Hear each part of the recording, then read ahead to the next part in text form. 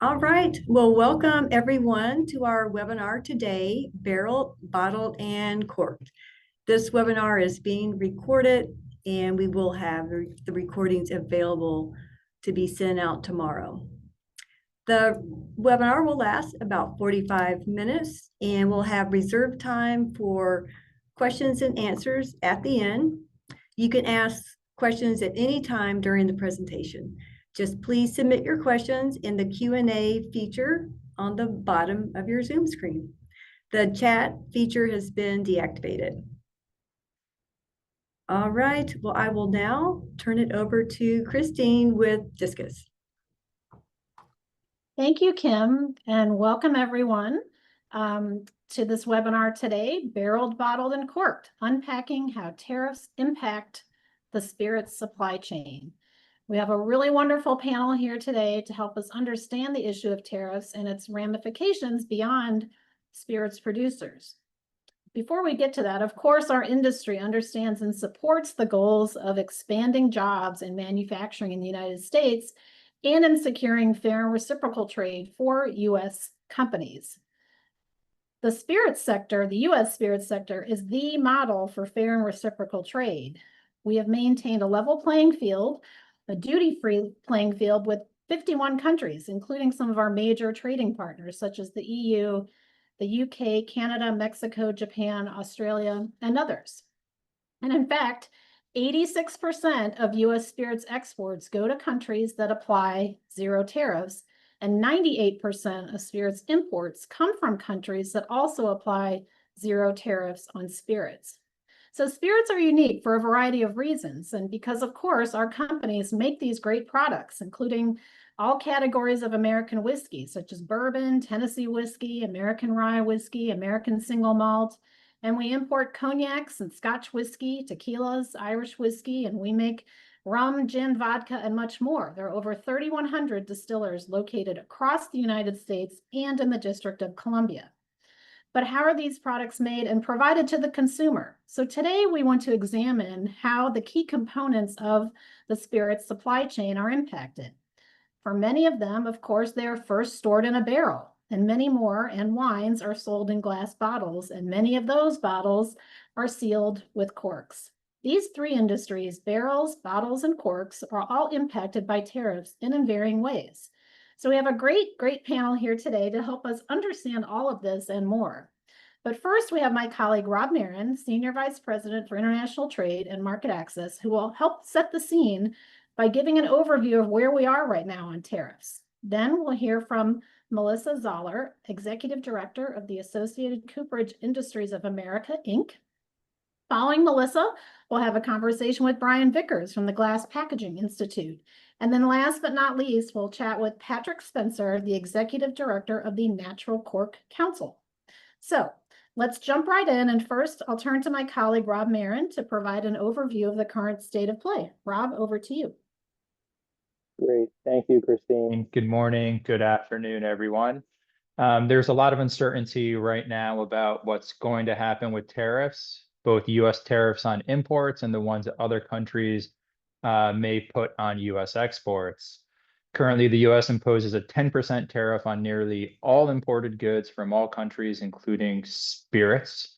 However, there's an exception for products from Canada and Mexico as long as they meet the rules of origin under the U.S.-Mexico-Canada agreement. Also to note that tariffs on imports from China are in a little bit of a different bucket.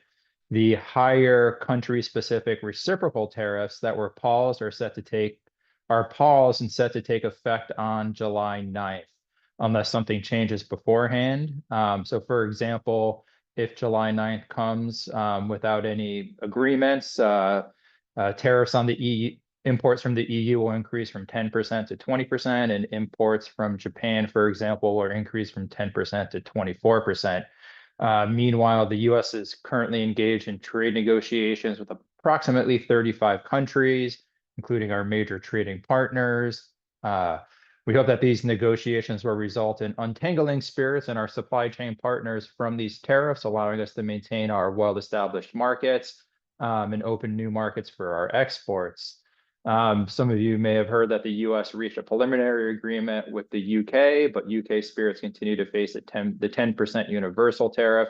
But just to note that the UK is not one of the countries that could face potentially a higher country-specific reciprocal tariff on July 9th.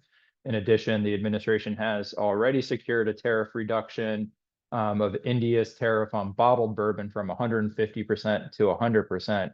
Now, on the legal front, there is also a lot of uncertainty and fluctuation. So, two federal courts have ruled that President Trump exceeded his legal authority when he used the International Emergency Powers Act, otherwise known as IEPA, to impose certain tariffs. One of these courts ordered the administration to lift its tariffs, but a federal court of appeals has ruled that these tariffs can remain in effect while these appeal is ongoing. And which specific tariffs did the court rule on?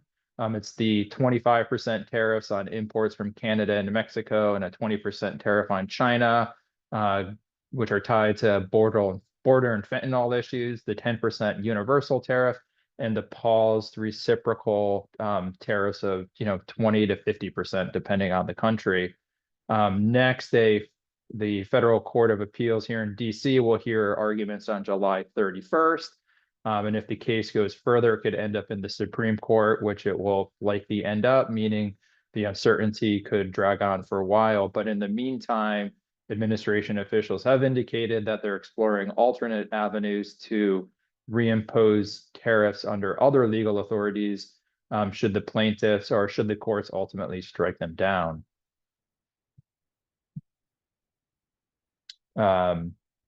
The imposition of these tariffs is having far-reaching effects across multiple industries, including our cooper, glass bottle manufacturers, and cork suppliers, who you'll hear from a bit later. Currently, all of our speakers' industries are facing the 10% universal tariff, and of course, the possibility of higher country-specific reciprocal tariffs. In addition, the coopers who utilize, imported steel in their hoops may face an additional tariff on imported steel and aluminum, and exports of used barrels, which we'll hear a bit more about later, are set to face a 25% tariff on exports to the EU on July 14th. And looking a little bit further down the road, the coopers and cork importers may face additional tariffs later in the year, as the administration is conducting an investigation into timber, lumber, and derivative industries. And just, where we are as the spirit sector in terms of retaliatory tariffs or actions on US spirits exports. Canada is imposing a 25% retaliatory tariff on American spirits, and all but two of the provinces continue to keep all spirits off their retail shelves. Going back about 8 years now, 6 years, Turkey's imposing a 70% retaliatory tariff on all American spirits. And right now, China is effectively charging a 45% tariff on US spirits. So with that, I know there's a lot there. I'll hand it back to Christine, and thanks for your attention, and looking forward to an insightful conversation here. Christine? Thanks so much, Rob. That's a lot to cover in 5 minutes. So thank you very much for helping us to just understand the landscape and what may be coming down the pike for us. So now let's turn to our first guest speaker, Melissa Zoller, the Executive Director of the Associated Cooperage Industries of America, or ACIA. Thank you. Welcome, Melissa. Thank you for joining us. Thank you for having me. Glad to have you here. So first of all, can you tell us just a little bit about ACIA and just barrels in general? What do we need to know? Yes, so we are the official trade association of the barrel industry. So, of course, the almighty barrel and anyone allied to the barrel can be our members. That includes cooperages, stave and heading producers, of course, distilleries, anyone that has any type of product, steel companies, commercial equipment that helps make the barrel. Bungs, vintners, anyone that is allied to the barrel, including the cooperages themselves. So just we've highlighted a couple facts here about barrels. For a new barrel, it must be a new used white oak, not used, excuse me, new white oak charred barrel. There are over 50 species of oak throughout the world, but there's only a few types that are suitable.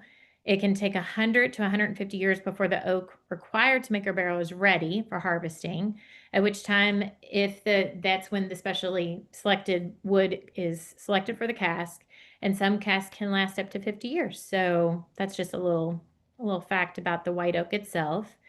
Whether for whiskey, wine, or some other spirit, barrel making is exactly the same process and delivers similar barrels, though sometimes differentiated in size.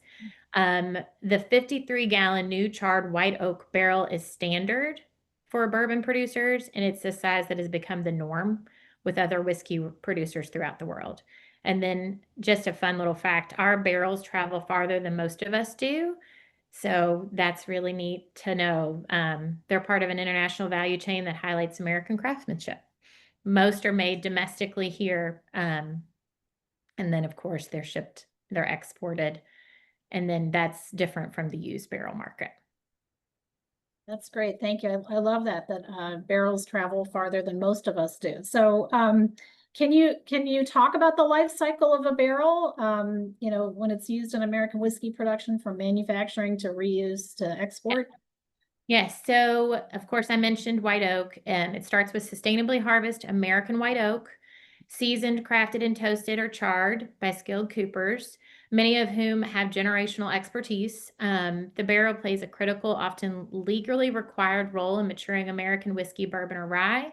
The majority of the flavor and color of an aged spirit is derived from the barrel.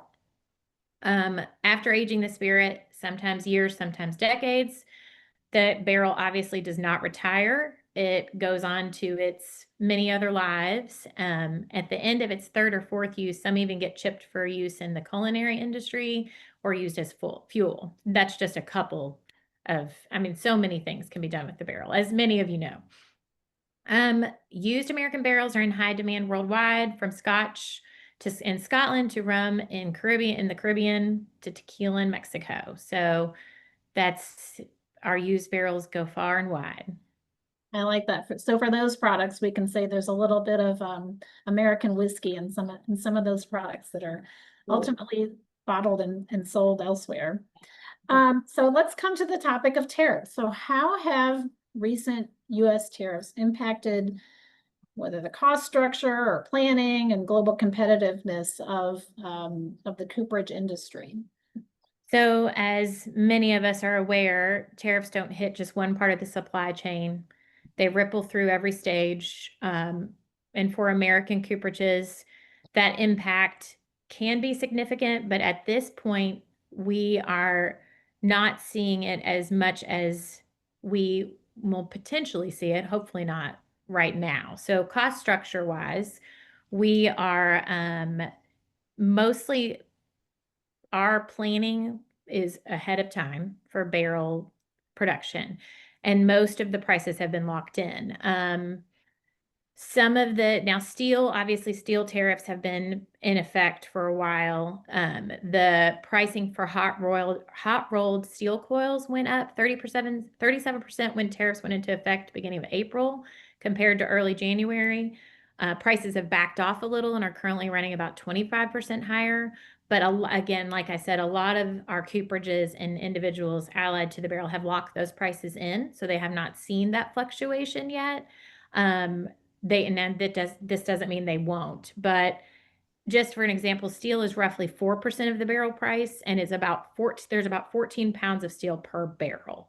Our transportation cost, our energy costs, our anything in that line has not, it stayed flat. So currently we're just seeing a little bit of the steel go up there for cost structure. Now, production planning, as I mentioned, cooperages thrive on predictability. So when tariffs disrupt the global movement of barrels or finished spirits, planning becomes a guessing game in some instances. Our members will potentially have to adjust their production timelines because of this and inventories to hedge against delays or demand swings. But right now, with everything being locked in, I think there's not been major disruption as of yet. That doesn't mean there won't be. Remember that a bourbon being barreled today is for 4 years later, so that would be 2029, or an 8-year-old bourbon, 2033, just for reference. Production planning for distilleries has a very long time horizon. In today's environment, we can barely forecast what sales will be in the current year, let alone in 2029. So that's kind of where we sit with that. Used cooperage supply is growing slightly each year, but used barrel consumption is shrinking. So some of the spirits are lowering production based on tariffs and choosing to repair their current supply instead of investing in more reused cooperage. We're seeing that. On the new barrel side, the production is decreasing because there already is an adequate supply produced and being aged based on production from 21 to 23 and based on COVID growth rates and pantry stuffing. We had a lot of pantry stuffing during COVID, so there's that. Global competitiveness, American barrels, particularly for whiskey, are iconic. So globally recognized for quality, but when tariffs artificially inflate the price point, we risk losing some of that market share to alternative resources, whether that's barrels from other regions or different maturation solutions altogether. So. Thank you so much. That's really helpful. 14 pounds of steel. I had no idea it was that much per barrel. I just learned that myself the other day too. Yeah. So, so you talked about a little bit, used barrel consumption is shrinking a bit, in some of the overseas markets. Can you talk about that a little bit more? Is that is impacted by the tariffs, or have you seen any other shifts in purchasing behavior or sourcing strategies for the used market? I think just the mere threat of tariffs create uncertainty. So I think EU buyers will start exploring alternative sourcing just as a backup, whether through stockpiling, shifting orders to other regions, delaying purchases to see how the tariff discussions unfold and what actually happens. So those type of shifts we've seen. Some buyers diversified their supply chain as a hedge. Others leaned into longer term contracts to lock in pricing and availability. So it's just trying to mitigate unpredictability more than anything. Because we still, like I said, have not seen a shift as of yet, other than the steel prices. Yep. And of course, I know that's something that we talk about a lot with tariffs, and just predictability and stability and knowing. So obviously that's, part of your industry as well, having that stability and predictability. Excellent. Great. Well, thank you, Melissa. So with that, we'll have an opportunity to ask you questions later during the Q&A, but thank you for that excellent overview and education on the barrel industry and the cooperages that you represent. So now let's move to our next speaker, Brian Vickers with the Glass Packaging Institute. Welcome, Brian. Thank you for joining us. Hi, thanks, Christine. It's good to be with you all today. So what do you want to tell us? Tell us a little bit about the Glass Packaging Institute before we get into some of the details. Sure. So for those of you who don't know, the Glass Packaging Institute, GPI, is the North American and primarily US, but we have Mexico and Canadian members that supply glass containers, manufacture glass containers for the beverage and food industries, and it covers across the beverages. So spirits, of course, wine, beer, non-alcoholic, kombucha, anything that you can find in glass in a grocery store is something that one of our members here made in the US or was imported to support our customer bases here in North America. So that's the glass we're talking about. We have, in addition to the glass container manufacturers, a range of supplier companies within the GPI. These are all your raw materials: recycled glass, soda ash, sand, and limestone, which are the other components to melted together to make a new glass bottle or jar. And then obviously some equipment and transportation providers as well belong to the Institute. So, collectively our goal with 39 covering 39 manufacturing operations across the U.S. Is to, work to grow the industry and to work with our customers and our supply chain to make sure that glass is a viable option for them in the future as it is today. On the screen here, you'll see some information about imports. And from our perspective, imports and tariffs are interlinked in a couple different ways, but about 20% of the glass in the U.S., and this is an average across sizes and end markets, about 20% is imported, about 80% is produced in the U.S. So they work together to support our customers. And, we've looking at tariffs going back to Section 301, Chinese tariffs on China in particular, was something that definitely caught our attention. And then, of course, the broader tariff schemes that we've seen being issued and plans from the current administration has us, concerned, obviously, not just for our companies, but for our customers as well. So, um, yeah, that's kind of the broad overview. I'd also add that we have two new plants in the U.S. in the past 5 years. Glass, which was established a few years back, and then more recently, last year, OI Glass in Bowling Green, Kentucky, and they produce a lot of the flint glass used within the spirits industries and for our spirits customers, and they also produce some really nice glass for our food customers as well. So thinking, nationally and regionally about where our customers are collectively, and looking in the spirits region, South Georgia, a little bit to the east, but of course Bowling Green, Kentucky, kind of in the heart of some of the spirits producers in the region. We want to be nearby to support them and to be able to provide them, options for purchase should they need that. So that's the second part of what our companies have been working on lately. Thank you. Do you want to, did you have another slide? The next slide on. Oh yeah. So this is we present this a lot. This is through the end of April, right? So our companies within the US, about 95% of them aggregate their data on end markets per month and per quarter.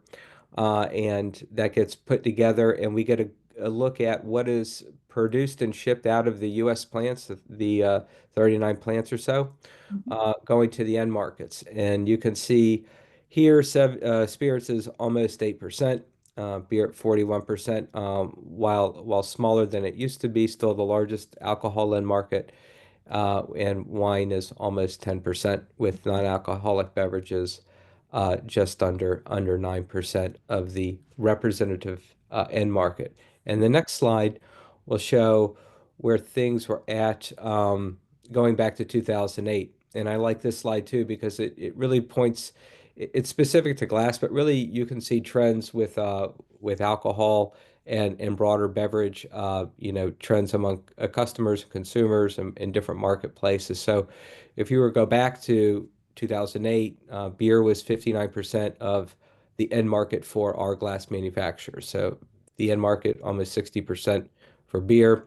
In 2008, it was 3% for spirits. And you can kind of see the growth in spirits over this time, past 15 years or so, to gaining more within the alcohol market as beer declines a bit.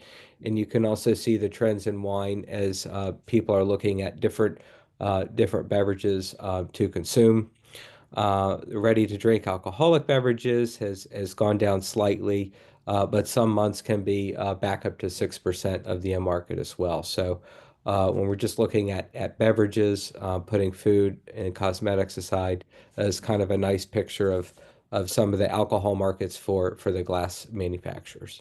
Yeah, that's really interesting to see the growth in spirits. And you're right. I think, that does track the growth in the spirits overall, the beverage alcohol market share. Yeah, yeah.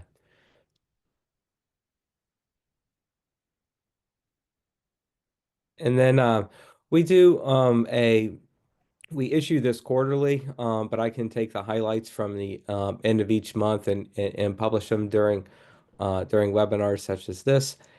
And you're looking at through the end of April, the shipments. And when these say shipments of bottles for wine, spirits, and what have you, these are the shipments that leave the U.S. Manufacturing plant, not Canada, not counting Mexico, leaving the U.S. manufacturing plant and going to a customer.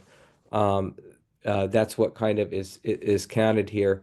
And we had seen a little slight downturn last year with the shipments of spirits containers. But those shipments are up almost 16% through the end of April, which is quite nice to see. You'll see some fluctuations in the other ones where wine has been essentially flat. The non-alcoholic and the ready-to-drink categories are down now. Those may trend up back later as we start moving through the summer months. That's not that unusual. And the shipments of bottled for beer are down. This is a trend I think seen across many of the packaging formats for beer in terms of U.S. From the U.S. Packaging production side. So another area that we keep an eye on. Still at beer down 13%, it still represents obviously over 40% of our end market. And then overall, through the end of April, shipments are down about 7% domestically. Thank you for that overview. That's really helpful to put it into the context of the overall glass market, how the alcohol sector fits in with that, and the significant component that the alcohol sector broadly makes of Oh, the yeah. glass industry. So let's shift back to tariffs. Can you talk about how tariffs have impacted the volume of imported glass from countries around the world? I know you had mentioned, I think before 20% is imported. Yeah, And then any impact on, availability of glass packaging for the spirits industry specifically? yeah. So I guess I would start by saying there is availability for spirits containers, absolutely glass bottles and glass containers for spirits. We kind of look at tariffs specifically becoming first engaged when China Section 301 tariffs are put into place. And um, you know, broadly speaking, and looking specifically at China, our production, our domestic ability to supply our customers had decreased significantly 8 or 9 years ago. And at the same time, we had seen imports of bottles from China, nowhere else but China, double and almost triple over a few sets of years. And so that drew our attention to a support position for just Chinese bottles coming in. They're undercutting our market and frankly, challenging, I think, our ability to continue, a price battle. We don't look at price specifically as a trade association, but our customers obviously do, and our manufacturing members do. And it's kind of a fairness element to it.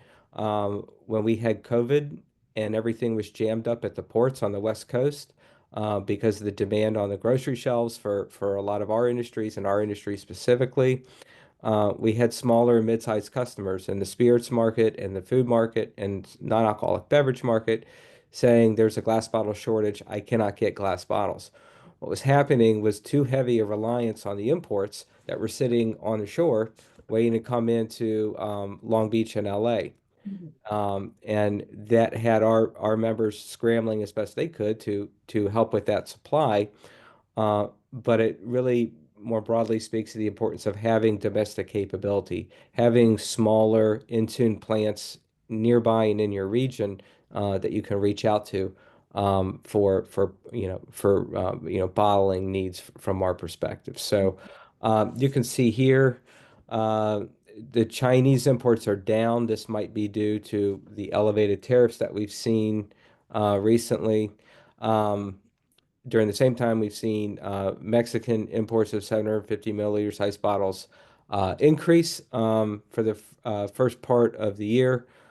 That's not too much of a surprise. There's several glass plants, some of them very much new and based in Europe with outposts and outside of Guadalajara that are helping to supply the industry as well. So a nice mix of strong domestic capability with fair trade is really important to us. And having just broad-based tariffs that punish our customers are not helpful, and they're not helpful for us. And we're thinking particularly of the EU 10% tariff specifically as being a challenge, and hoping that we can keep the tariffs at bay from for especially for our alcohol customers in Canada and across the European Union for sure. Thank you. And what about on the export side? What has been the impact been of retaliatory tariffs on glass exports? So for the actual glass bottle itself, it's typically not going to be exported empty. So again, it would come back to our customers, right? And what they're facing in terms of specific food and beverage markets that the US specializes in, and there's spirits and there's others as well. That's the impact, right? Because if those are seeing a retaliatory tariff in another region of the world, that's less bottles that we're going to sell to our customers here, whose primary market may not be the US, or a big chunk of their end market may be overseas. So that, again, is the concern that we have. The US typically doesn't export empty glass bottles. The one exception is to Canada, because there's only one glass manufacturing facility in the country. So that's a supply for the customers there. But typically that burden falls on the customer. So we're very sensitive and aware of the potential for that.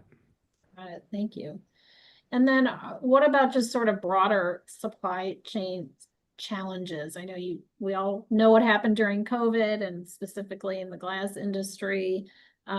Is there anything happening right now in terms of supply chain challenges related to tariffs that are of concern to your members? We haven't had any specific concerns yet with our supply chain coming in. Glass is fortunate. It is able to be solely sourced from raw material to end product entirely within the United States. We are blessed with a trona deposit in the Green River where most of the world's natural occurring soda ash is mined. And that's a real key component for glass. So it will be put on class 1 rail and sent to the plants. But fortunately, we don't have to worry about those kind of import challenges to finish the product. So we're good there. Our biggest concern, is kind of looking a little bit into the future on tariff rate adjustments and what the USTR administration decides to do, and then potentially a rush of orders hitting either the West Coast coming in from Asia or being rerouted altogether and hitting more of the southeast ports of entry, where things get backed up and delayed. And that would be a cause for some of our key kind of import companies that our companies work with, from the countries operating in good faith on trade issues and in the EU and elsewhere, and then they get backed up, right? And we all need to figure out a way to kind of work together here and make sure that if we could see something in the future happening, that there's what we can do at the ports to undo the wave of congestion is helpful. Keeping an eye on that as we approach the middle part of July, for sure. Great. Thank you, Brian. Thank you for helping us understand a little bit better your industry. So there's Brian's information if anybody has any specific questions for him later that maybe we don't cover at the end of the webinar when there's Q&A. So thank you, Brian. Thanks. So with that, let's go to our final guest speaker, Patrick Spencer, who is the Executive Director of the Natural Cork Council. Welcome, Patrick. Thank you, Christine. Thanks for having me. Thank you. So first of all, what are the top things that you would like folks on this call to know about the cork industry and the Natural Cork Council? Well, the Natural Cork Council is a nonprofit, both industry and environmental organization. It represents the 6 largest cork companies, producers in Portugal. And the organization has a number of different focuses. One is clearly quality of cork coming into the United States from Portugal to ensure both quality for TCA and other chemical agents, as well as quality of cork itself. We are also involved in reforestation and conservation projects within the cork forests in Portugal to ensure the longevity of the cork forests. These forests represent a significant impact for the environment.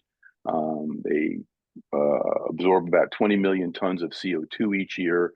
They are really the last firewall against desertification in the Mediterranean basin, which is a really where the cork is grown is a very inhospitable climate. It's dry, quite arid, very low water table. And because cork is an interesting tree, it is an oak tree, and cork itself doesn't burn until it gets to be 2,000 degrees Fahrenheit. And so in the event of forest fire, cork is a real firewall against fire spreading throughout that region. And it's funny, we often say that 90% of the people in America don't know anything about cork. And the 10% that do know something about cork, 90% of what they know is wrong. So we're always happy to help people understand that cork is an oak tree. It's harvested by hand. It's the bark of the tree. It's reharvested every 9 years for up to 150 years. There's no mechanical tools used. It is considered by every environmental and forestry organization in the world to be the most sustainable and environmentally friendly forestry on the planet. We produce about 13 billion corks a year, and 2 billion plus are imported into the United States. 70% of all wineries are still using natural cork products. We have a smaller share in the distillery industry. I think probably of our imports, only 10% are going to spirits. But an example of our industry impact is we're helping to support, again, an American-grown industry, the wine industry and spirits industry. And just in the wine industry alone, it represents $107 billion in sales for the U.S. economy. So, we've got a lot going for us. And again, one of the questions we often get is, well, why don't we grow cork in the United States? And the reason is cork is not indigenous to the United States, and it takes about, from the time you plant a yearling tree to maturity is 54 years before you can actually harvest the bark from the tree for production. And so it's kind of you'd have to be a 3-year-old billionaire to invest in cork production in the United States if you were willing to take that risk. Mm-hmm. Thank you so much. That's really fascinating. And I love the photo behind you and this picture as well. I'm guessing it takes some expertise to understand how to harvest this correctly. And yeah, it does. The cork harvesters, it's a very select group of people. They train for somewhere between 3 and 5 years because with the picture that's up right now, you can see they're pulling the bark off, but that pink layer underneath the bark is the cambium layer. And if you cut into that, no more cork will grow in that area. And so these workers are actually the highest paid agricultural workers in the EU. Oh my gosh. Wow. And the axes they use are quite medieval in looking, but they are individual to each harvester. The harvester makes his own head and hand carves his own handle to his own specific preferences. So each harvesting tool is unique to each harvester. Mm-hmm. That's fascinating. And, even with all the advancements of technology and all the things that make our lives easier, there are some things that just, work the way they've always worked, right? Yeah, we always love telling the story about how, cork is been used for over 5,000 years, and it's hand harvested. It's the bark of a tree, and yet for 30 years, the most technically advanced vehicle the human race has ever produced, the space shuttle, its fuel tanks were encased in natural cork to keep the tanks from exploding on takeoff and impact, because again, the fire retardancy of cork. Wow. Well, Patrick, we could talk about this stuff, but we need to come back to tariffs. Sure. It's a fat. I'm learning so much, but let's take this conversation to the impact of, how have tariffs on imported cork affect cost, availability, and reliability of cork closures for the U.S. beverage alcohol industry? Well, the interesting thing about our imports is that, the cork industry has worked really hard with our partners to develop a sort of an on-demand or on-time delivery system, and so it is impacting it in a sense that the cork companies don't house a lot of cork in their warehouses. All of them are located in Northern California, and so what's happened is there's been an issue both with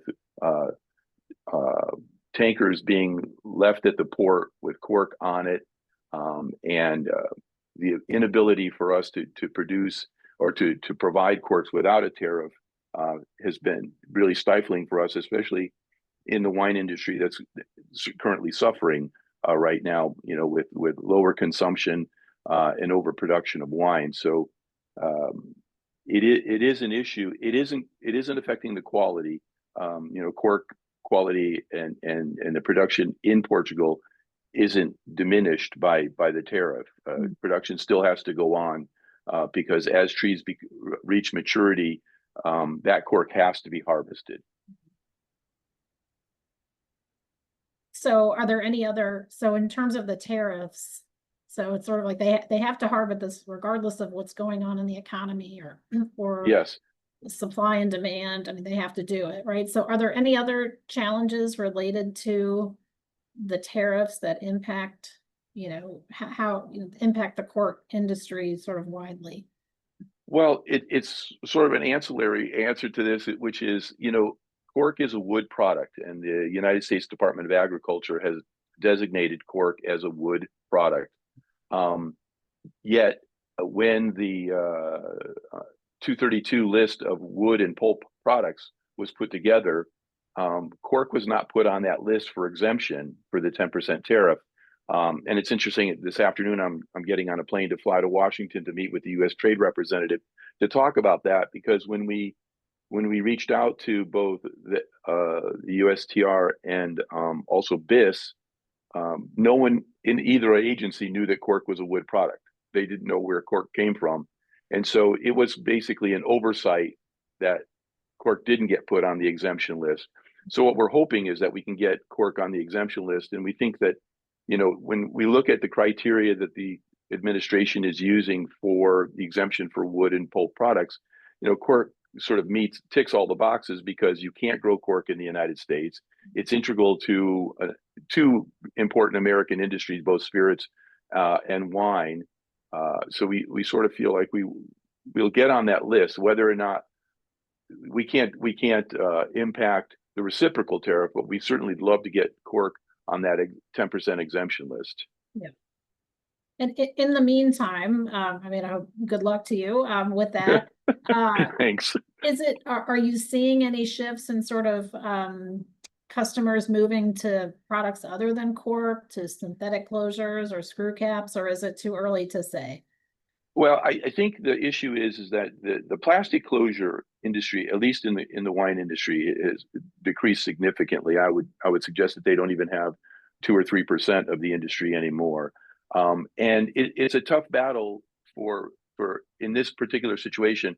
If a winery or a spirit company wants to shift, first of all, aluminum is not less expensive right now, especially with the tariffs, and second of all, you're talking about a shift in production that is sort of a capital investment, because you can't just use a wine bottle that accepts cork and then suddenly use that same bottle for screw cap, because it's a completely different bottle. So if Brian is telling everyone that there's an issue with getting glass, I don't think there's much chance of anybody going to an alternative closure because they can't get a bottle soon enough.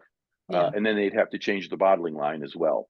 That's a very good point. I like these conversations because it helps us really narrow in on some of these intricacies of, how things are made and produced, that you can't just substitute something over here then because it's going to impact, something else Absolutely. related to the production. So, well, thank you, Brian. This was Patrick, sorry, talking about Brian. Thank you, Patrick. This My was pleasure. really, really informative.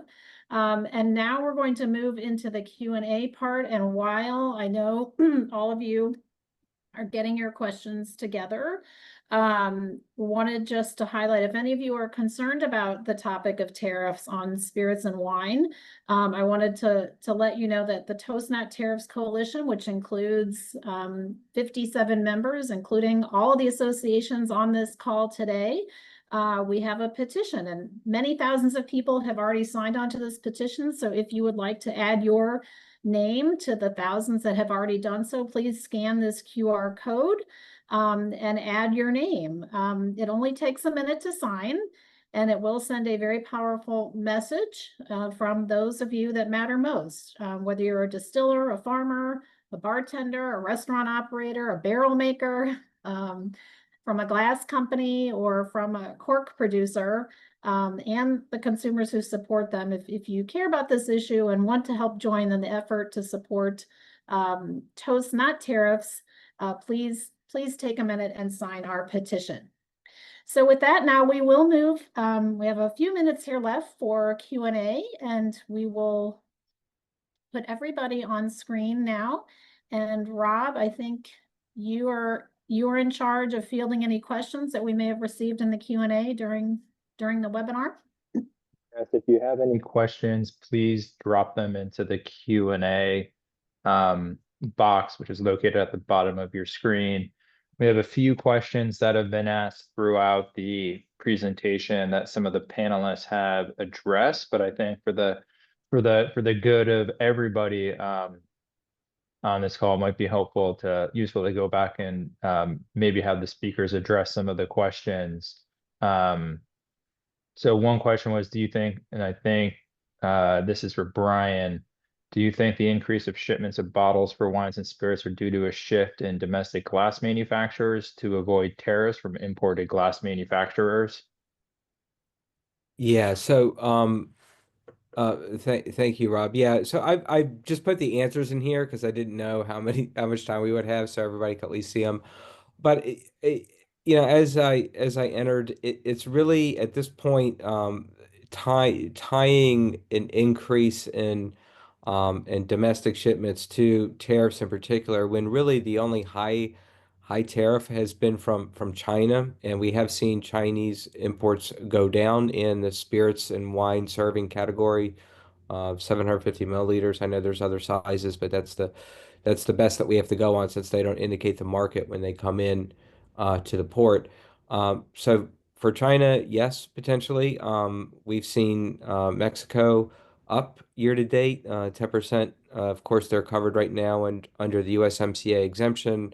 All of the glass plants in Mexico are producing and have capabilities to qualify for USMCA agreement and the current exemption in place from the 25% tariff. So we're looking at um, I would say if anything, an increase in demand.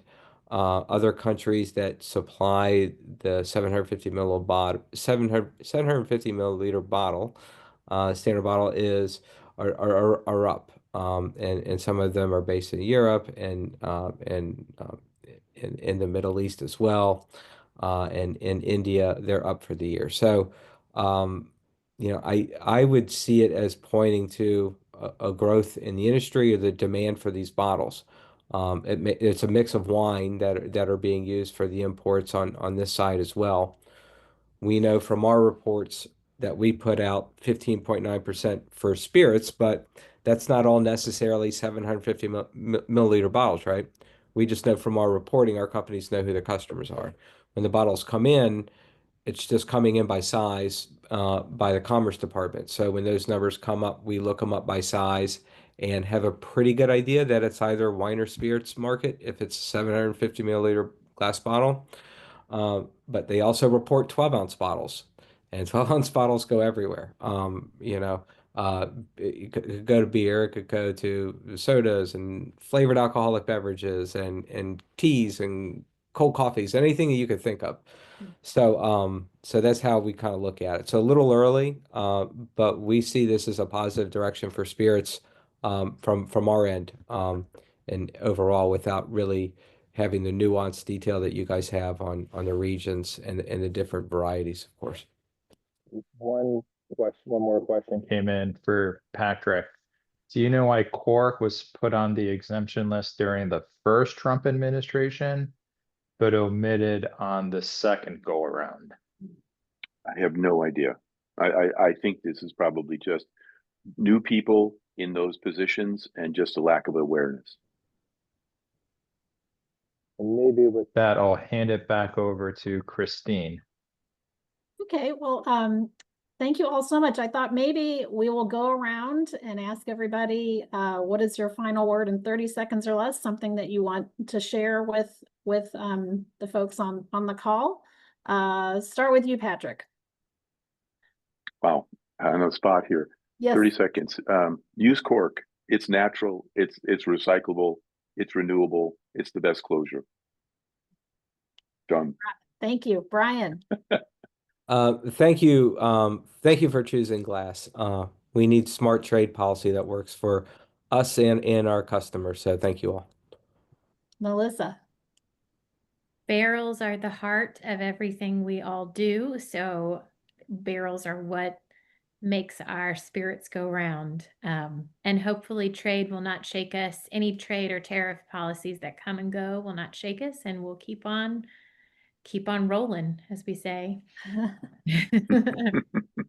Well said. Thank you all. Thanks to all of our panelists for such a thoughtful and eye-opening and educational webinar today. Thanks to my colleague Rob for helping to educate us on the complexities of what's happening with tariffs and trade policy. It's a lot to keep track of, but certainly also a very interesting and exciting time. And at Discus, we're certainly proud to be part of the Toast Not Tariffs Coalition, along with all of our colleagues here and the 53 other organizations that are part of that coalition. So thank you all for joining us, and this concludes our webinar.